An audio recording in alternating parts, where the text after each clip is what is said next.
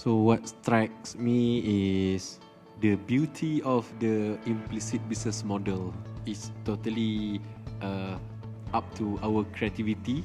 Macam mana nak susun dia punya profit pool ni. During your aspiration, I think it's important to put a why to it, so it can go a bit deeper. People can get you.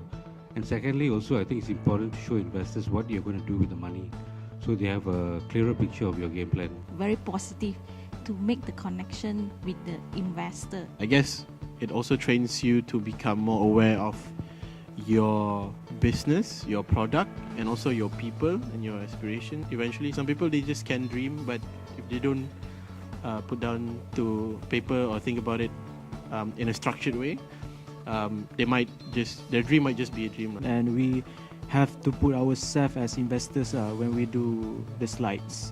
Sebab we ourselves pun investors, so Identifying the whatever bankability points. All this while tak berapa nampak banyak sangat, tapi tiba-tiba bila sampai kat sini dia macam beranak. Okay, that's what I see here.